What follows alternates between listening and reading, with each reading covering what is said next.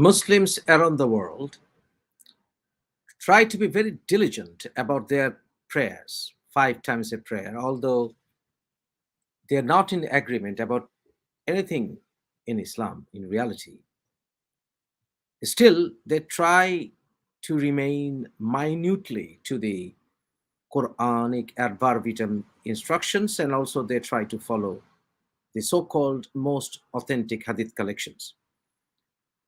We all know the huge influence of Iranians or Persians in Islamic theological development and also in the development of Arabic grammar. The earliest translation of the Quran was done from Arabic to Persian as per Islamic historical claims. But today I'm going to focus on the prayer position of Islam when their Muslims are standing for prayer. Most of the Muslim scholars agree that the so-called most authentic hadiths refer to a position where Muslims should hold their hands on their chest and the right hand should be on top of the left.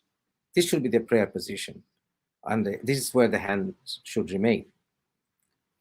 I'm now taking you to a Sumerian statue. Let's go. Share screen.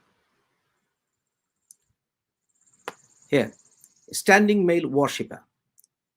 In Mesopotamian, gods were thought to be physically present in the material and experiences of daily life.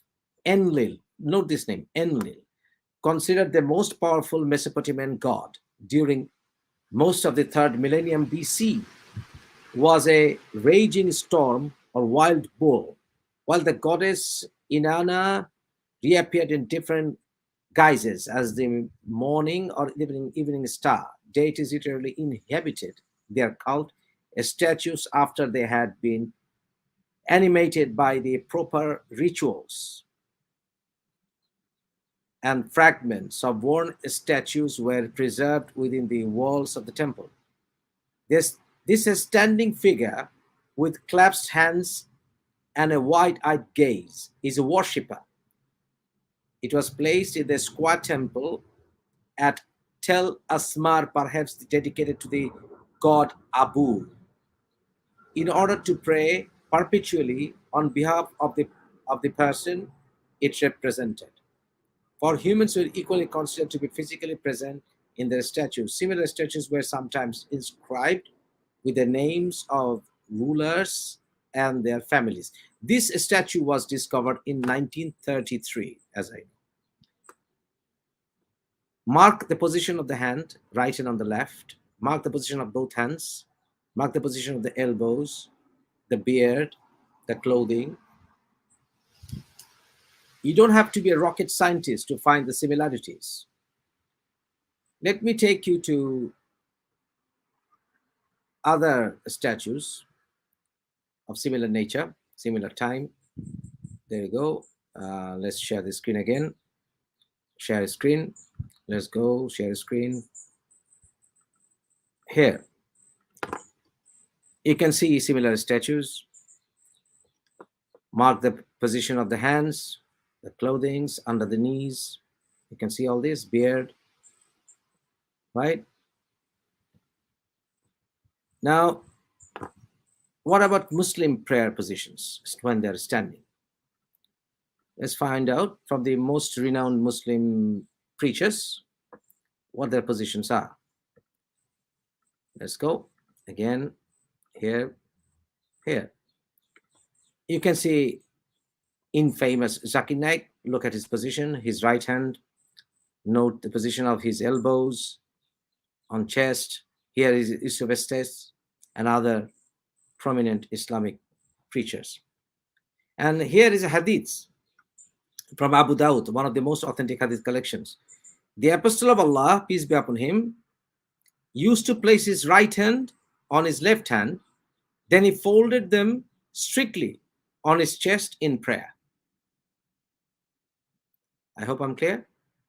If not, here is again the depiction. I hope I'm clear. Mark the name Enlil. Enlil the god became Elil. And then when the Sumerian religion transpired into Zoroastrianism, and then Zoroastrians turned in time to Judaism, and they were persecuted.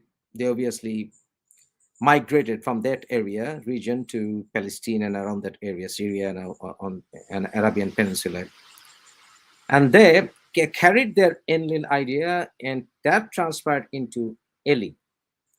The last words of Jesus were Eli, Eli, lama sabachthani.